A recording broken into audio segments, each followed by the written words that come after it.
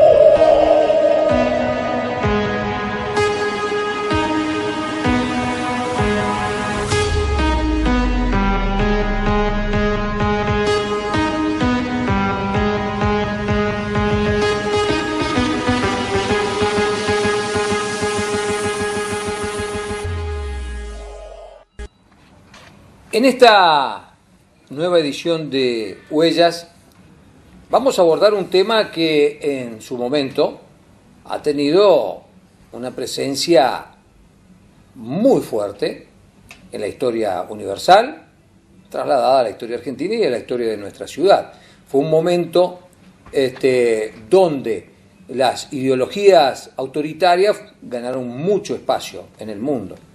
Y a lo que nos vamos a dedicar específicamente es a analizar lo que fue el fascismo en Italia y sus consecuencias directas y sus repercusiones directas y sus intérpretes aquí en la ciudad de San Francisco. Así que el fascismo es el tema de esta nueva edición de Huellas y por supuesto, como siempre, Arturo Bienedel nos va a ilustrar al respecto. Arturo, me parece que habría que empezar con un pequeño concepto de lo que es el fascismo y sus orígenes allá en Italia. Claro, hay que tener en cuenta que en la época que surge el fascismo en Italia es posterior a lo que es la Primera Guerra Mundial. Claro.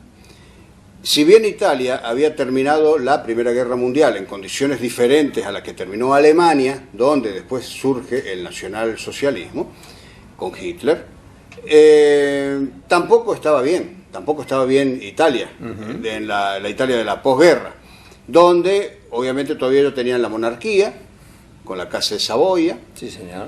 y un gobierno que, como bien se dice, ¿no es cierto?, el rey reina pero no gobierna, así que tenía un gobierno que lo acompañaba y que al gusto de mucha gente de lo que podríamos denominar pertenecían a las clases más altas y a la burguesía italiana, no los conformaban. No. A todo esto teníamos que Europa estaba mirando con mucha atención lo que ocurría en la recién surgida Unión Soviética, donde, claro, pocos años. Estamos hablando, pocos años. claro, estamos hablando 1917, la Revolución Soviética, cuando todavía no había terminado la Primera Guerra Mundial. No, para nada, la Había guerra terminado termina en el 18. Claro. La guerra termina en el 18 y en el 18 es cuando comienza también luego a expandirse a nivel mundial la idea del comunismo, si bien no surge la idea del comunismo, por supuesto, en el año 17 No. ni en el 18, que ya venía de antes, pero ¿qué ocurría? Se materializa en términos de gobierno. acceso al gobierno, Claro. con la caída del zar. Exactamente, o sea, es poner en práctica Claro. el comunismo. Exactamente. Era Esas ponerlo en práctica. ideas tan desarrolladas por Marx. Sí, que venían de mucho tiempo, Exactamente. pero ahí estaba puesta en práctica. Entonces se veía con mucha atención en Europa qué estaba ocurriendo en la Unión Soviética con gente que obviamente tenía la idea de exportar la revolución. Sí, señor, claro, porque básicamente el comunismo es internacionalista. Claro. No reconoce fronteras, lo que Por reconoce supuesto. son clases. Por supuesto. Y las clases sociales estaban en todos los países. Se vivió muchos años después en América, Claro. con el caso de Cuba. Exactamente. ¿Cierto? Donde se busca de exportar la revolución. Bien, entonces, ante esta situación, se crea en estas clases que mencionaba antes una alerta de ver qué es lo que pasaba. Y mucho antes que en Alemania, este planteo se hace con fuerza en Italia, Claro. donde surge un personaje que es Benito Mussolini en el año 1921 y hace lo que se llama la Marcha sobre Roma, que no fue ni más ni menos que un golpe de Estado dado por una parte de la sociedad, una parte de los militares, con la anuencia también de la monarquía. El caso es que en el año 1922, cuando se tiene que formar gobierno, quien se hace cargo de la formación del gobierno y quien se ubica, digamos, en una posición dominante, fue Mussolini. Benito Mussolini. Benito Mussolini. El líder de ese movimiento, entre cuyos componentes estaba el anticomunismo. Claro. Si realizzassero le premesse necessarie e sufficienti per una collaborazione delle quattro grandi potenze occidentali, deve cristallizzare una posizione di potente ingiustizia. De ahí en adelante comienza una guerra declarada al comunismo en Italia, desde parte del fascismo, cosa que se prolonga por más de 20 años, porque esto dura hasta el año 1943, cuando, bueno, comienza la invasión norteamericana o aliada a Italia, Claro. antes que la de Normandía, un Exactamente. año antes. Bien, el tema es que entonces surge el fascismo, se impone con mucha fuerza, tiene muchísimos adeptos, se hace muy fuerte, y 10 años después, esas ideas se corporizan también en parte de la sociedad de San Francisco, donde teníamos nosotros todavía para esa época muchos italianos nativos. Claro, 1932. Claro, muchos italianos que Muchos eran italianos originarios. nativos, de incluso Italia. muchos llegados recientemente, porque También. después de la Primera Guerra Mundial también hubo una oleada Sí, de, por supuesto, de inmigrantes. continuó viniendo, Claro. ¿no es cierto?, gente, y acordate cuando habíamos hablado sobre la Primera Guerra Mundial, que hubo gente de San Francisco y de la zona que habían ido a pelear en la Por Primera Italia. Guerra, por Italia, y muchos de ellos murieron, Claro. ¿no es cierto?, habían muerto de ahí y otros regresaron.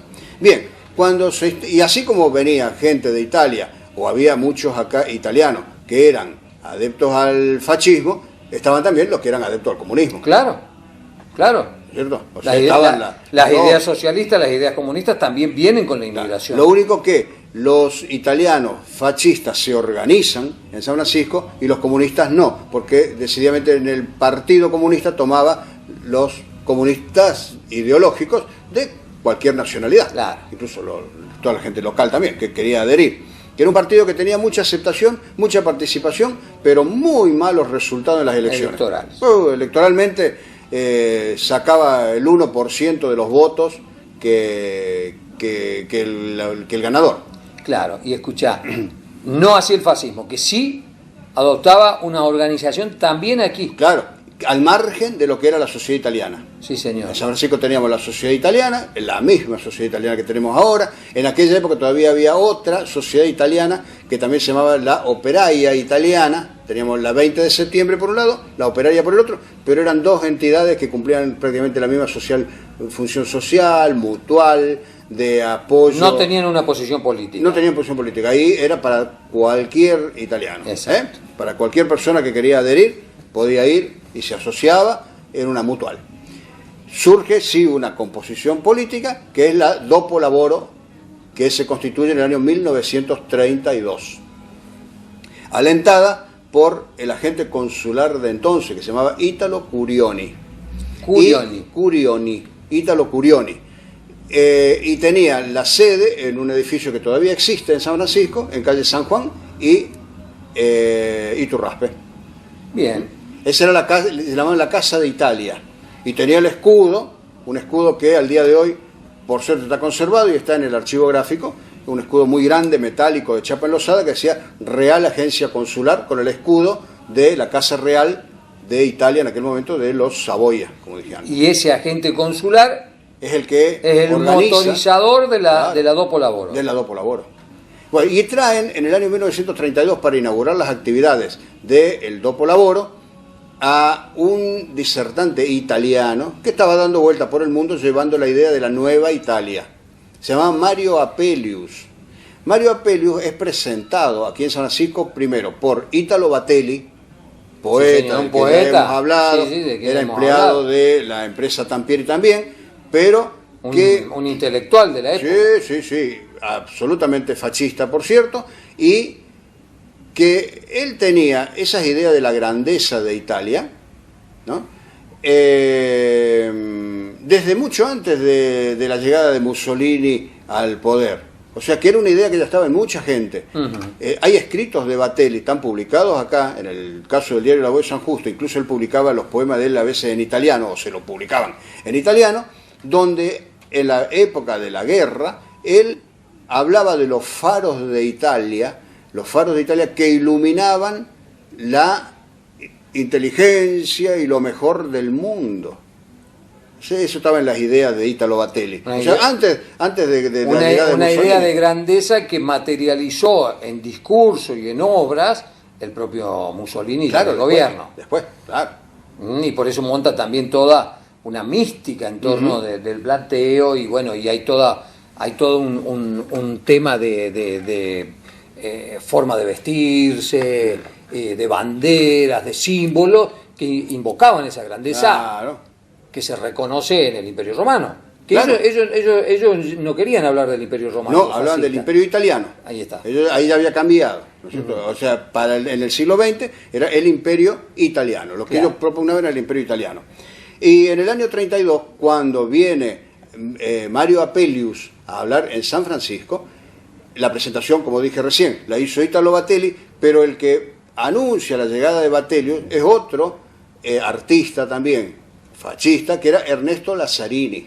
Ernesto Lazzarini trabajaba mucho desde el punto de vista del arte y con las mujeres que adherían al Dopolavoro. Claro. Y él explicaba ahí que lo que venían a hacer el fascismo en Italia era poner, digamos, un nuevo dinamismo en la política, en la gestión, en lo que había que hacer para salvar a Italia, porque los gobiernos que hubo antes de la guerra y los que siguieron en los pocos años que hubo entre la guerra y la llegada del fascismo, habían incurrido en lo que ellos le llamaban una incuria. Incuria. La incuria es la dejadez, el abandono, la desidia. Y fíjate que es una palabra que hoy no se utiliza, incuria no se utiliza, para atribuirle algo malo a otro gobierno, en este caso. Claro, cayó en desuso la palabra. Claro, cayó en desuso la palabra, pero acá, en la Argentina, la utilizaba mucho Perón. El presidente Juan Perón usaba mucho la palabra incuria. Es más, la utiliza cuando viene en el 24 de febrero del año 48, cuando él habla en San Francisco, habla de que ellos habían tenido logros porque actuaban distinto a los otros gobiernos que habían actuado con incuria. Bueno, hay que decir. Venimos a cumplir con el inmenso placer de compartir con los hombres y las mujeres de San Francisco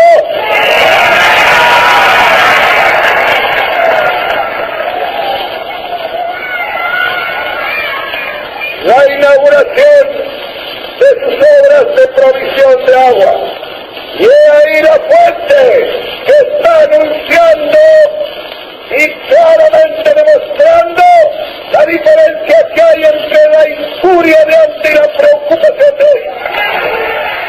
Incuria. Bueno, hay que decir que Perón había pasado por Italia en su formación militar, y que el peronismo de la primera época recoge elementos del fascismo. Claro. Sí. En su forma. Siempre se lo identificó a Perón, ¿no es cierto?, Claro. más con el fascismo que con la izquierda. Simplemente que él, en una cuestión de conveniencia política, él abarcaba todo el que venía. Claro, Venía de la izquierda, venía de derecha, recibía, y combinó los conceptos con una democracia formal que respetó. Claro. Pero el anticomunismo, el discurso anticomunista, la forma de presentación formal del gobierno, los estilos propagandísticos, se reconocen claro, mucho en el fascismo eso italiano. ya es otro tema, ¿no es cierto? Ya sería irnos Sí. del tema pero como para que vos estás explicando ahora, durante el gobierno de Perón, en los años 50, si había, y trayéndolo siempre, yo traigo todos los temas siempre, lo que A la son ciudad de nacional, San Francisco. a la ciudad de San Francisco, o sea, lo nuestro. Acá bien a lo doméstico, porque refleja en definitiva después todo lo que es lo demás, la provincia y el país. Si había alguien perseguido durante el peronismo, pero perseguido fuerte, era el radicalismo y el comunismo. Claro. Absolutamente, pero tenían prohibidos los actos, cualquier manifestación pública. Todo lo que el peronismo podía hacer estaba negado por fuerza policial al radicalismo y al comunismo. Es un tema que muy importante que se puede tratar en algún momento. El fascismo en San Francisco.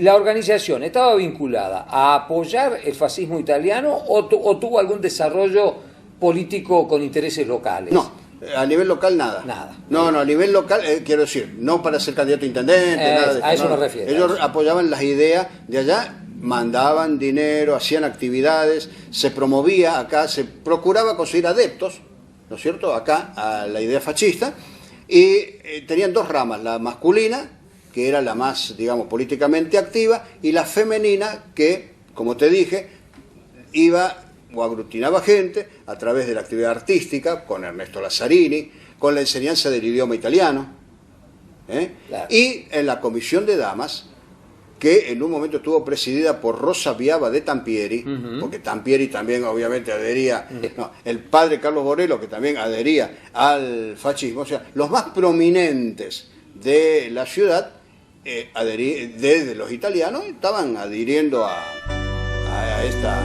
política, cuyo fin no se vislumbraba.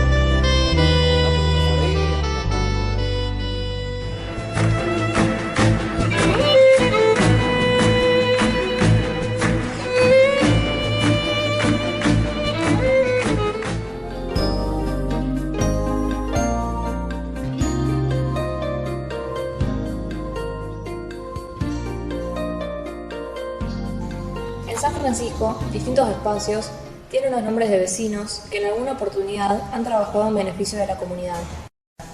Calles, plazas e instituciones tienen los nombres de personas que dieron lo mejor de ellos para aportar a la sociedad sanfrancisqueña desde fines del siglo XIX y hasta tiempos recientes. Leemos textos en libros y distintas publicaciones con referencias a personajes locales. Caminamos por la ciudad o llegamos a instituciones y observamos carteles que nos indican nombres que no siempre nos resultan conocidos. Nos interesamos en ellos y surge indefectiblemente la pregunta: ¿quién fue?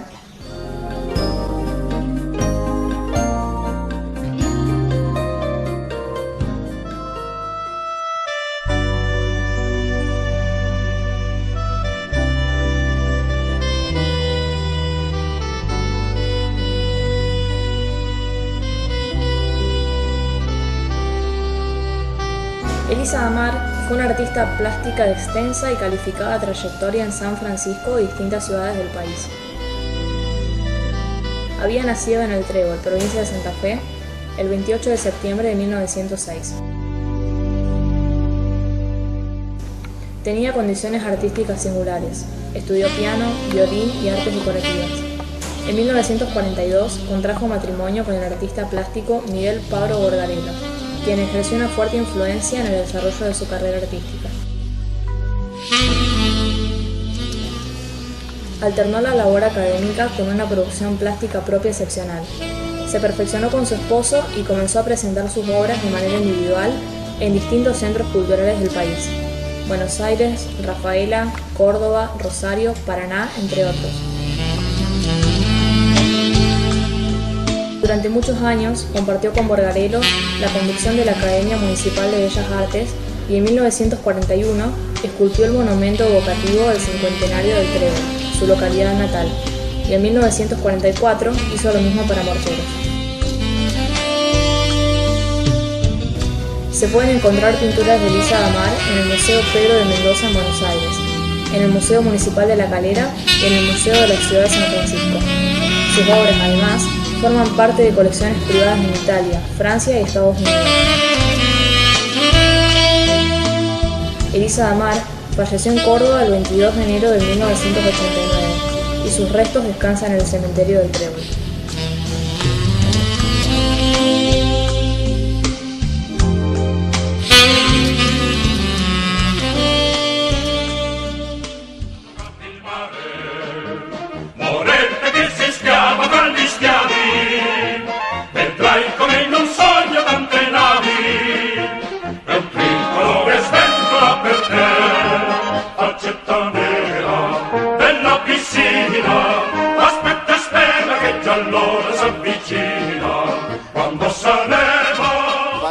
Borelo, que también adhería al fascismo, o sea, los más prominentes de la ciudad, desde los italianos, estaban adhiriendo a esta política, cuyo fin no se vislumbraba.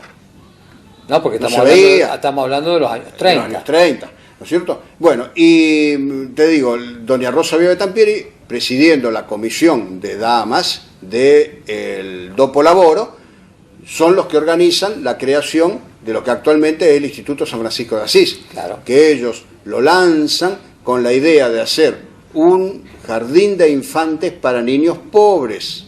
Esa era la idea. Y se llamaba María Pía de Saboya. Era el nombre de la princesa del Piamonte, la hija de los reyes de Italia en ese momento.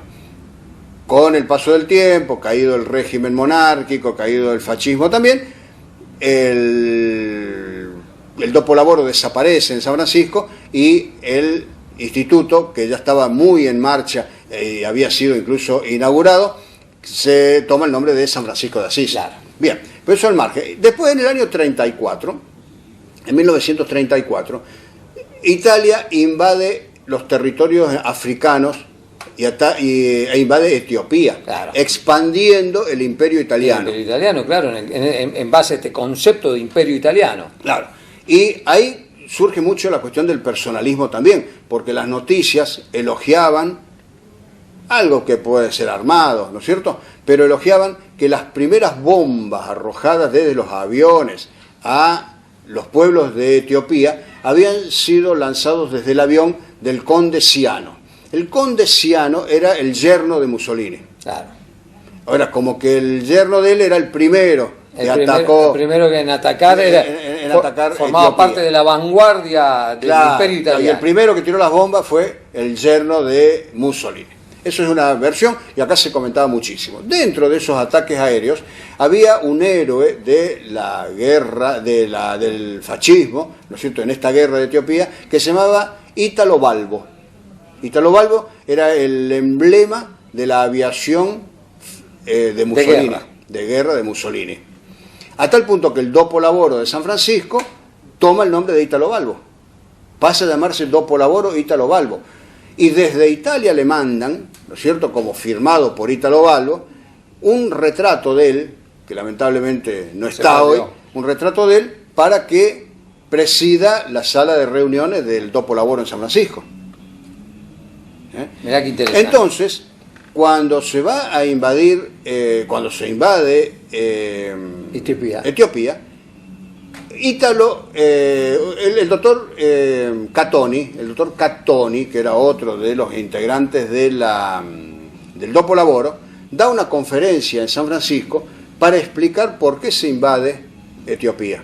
Entonces él decía que esta Italia, que era expansionista, que era con iniciativas, que era que mostraba como la grandeza del ser humano, buscaba en la selva africana, ¿no es cierto?, bienes que existían en el lugar, pero que nadie los explotaba a beneficio de la humanidad. Claro, una riqueza que estaba inerme allí, y que no era utilizada para bien de la humanidad, justificaba la invasión. El ingenio italiano iba a tomar provecho de eso. Exacto, para toda la humanidad. Para toda la humanidad.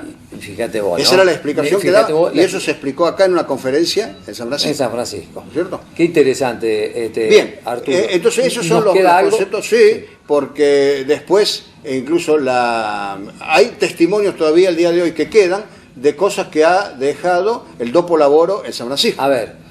El monumento que está en el cementerio a los caídos de la guerra de la Unión de Italia en el siglo XIX y a los caídos en la Primera Guerra Mundial. Eso del año 1932. Ese monumento es del Dopo Lavoro. Lo realizó. No es de la sociedad italiana. Bien. Hablan de la colectividad italiana, pero era del Dopo Lavoro. El busto al General Paz, que está en la Plaza General Paz, sí, eso lo dona el Dopo Lavoro. El busto de Dante Alighieri, que está acá en la Avenida Libertador y 25 de Mayo, eso lo dona también el Dopo Lavoro. Y también le dona en un momento a la parroquia de San Francisco, donde estaba Carlos Borelo, que Carlos Borelo también adhería al Dopo Lavoro, le dona una lámpara votiva en memoria de los muertos por el engrandecimiento de Italia. Y fíjate vos que cuando termina el dopolavoro, al caer el régimen de Mussolini en el año 43, cuando claro, se produce la invasión aliada por el sur de Italia, que comienzan a avanzar sobre el territorio italiano, y ahí termina el régimen de Mussolini, claro, se desmembra también de alguna manera el fascismo en el mundo, cae claro, el fascismo en el mundo, y en consecuencia se disuelve también el dopolavoro, donde en definitiva no pasa nada, porque es una actividad que queda ya sin sustento desde claro, no tenía, Italia. Había perdido sentido. Donde incluso hubo dos personas, José Fantín y José Benti, que desde San Francisco van a encolumnarse con los camisas negras de Italia para participar en la invasión de Etiopía. O sea que ahí hubo sanfrancisqueños. Al igual que en la Primera Guerra Mundial, hubo por lo menos dos en este italianos caso, que vivían en San Francisco y que el dopolavoro les hace una fiesta de despedida, claro, que iban para allá. Y lo último es que, fíjate vos, como vos decías que hay una continuidad también, ¿no es cierto?, de la idea, por lo menos filofascista, dentro de la sociedad sanfrancisqueña, en tanto y en cuanto que ellos descubren el busto del general Paz. Sí, señor. Cuando desaparece el dopolavoro, surge en San Francisco y promovido desde el distrito militar que había en San Francisco era el número 42 y era una oficina administrativa del ejército de entonces, año 43, golpe del 43 también, y surge la entidad de los reservistas del ejército, reservistas militares, que eran personas que en su momento habían ejercido algún cargo en el ejército, que hicieron por lo menos el servicio claro, militar y querían continuar con esa conducta, se agrupaban en la agrupación de reservistas, y el nombre de la agrupación de reservistas era General Paz. O sea que había también ahí un vínculo entre las ideas del fascismo claro, y incluso su continuidad dentro del propio ejército argentino. Claro, en el ejército argentino y en los civiles ya, porque estos ya eran civiles los reservistas, y en su ropa era un traje blanco con el birrete, y el birrete era propiamente de los falangistas en España. De hecho, el uniforme del ejército argentino de la época es muy parecido al alemán, sobre todo. Al alemán y al italiano. Sí, era uno de una descendencia así prusiana, que si se quiere. Y otro dato importante era si había oposición o no a ellos acá. Y evidentemente la había. Y estaba dada, por ejemplo, desde el periodismo, donde se señalaba que para la sociedad de San Francisco no cabía ni instalar un soviet, como el comunismo quiso hacer en 1929, no estaba tampoco la posibilidad de instalar un fascio, ni tampoco de instalar una falange, que era la de la derecha española, porque consideraban que eran ideas exóticas que no podían aplicarse acá por nuestra ideología con los éxitos o los fracasos que ellos tenían en Rusia o en Italia, o en la Unión Soviética y en Italia. No podías importar eso, traerlo y aplicarlo directamente, al pie de la letra. No se podía hacer. Entonces eso era algo que, ¿no es cierto?, no podía de alguna manera llevarse a la práctica. Sí, adherir a las ideas era otra cosa. Una mirada que, puesto en la perspectiva del tiempo, terminaba siendo acertada, digamos. Sí. Hay que tener en cuenta que el que escribió eso es Manuel Gonzalo Casas. Recordás que el año pasado hicimos un programa incluso sobre él, que era periodista de La Voz de San Justo y luego terminó siendo, ¿no es cierto?, un gran filósofo, un alto filósofo católico, después argentino, por supuesto, rector de la Universidad Católica de Tucumán, y repasamos toda la vida de él, la habíamos repasado ya en su momento. El fascismo, su influencia en la sociedad argentina, su influencia en nuestra comunidad sanfrancisqueña, influencia que si buscamos un poquito en alguna de las conductas que tenemos nosotros en la actualidad, todavía la podremos encontrar. Hasta aquí llegamos con este nuevo episodio de Huellas. Macoser, para sus productos Singer y Florencia, presentó con exclusividad este programa de difusión educativa y cultural. Somos Akron. Estamos aquí cosechando juntos los frutos de la siembra, enriqueciendo nuestro suelo, apoyando estratégicamente la producción de alimentos, tirando hacia adelante, empujando a plena potencia para dejar buenas huellas. Siempre junto al productor. Acron, siempre Acron.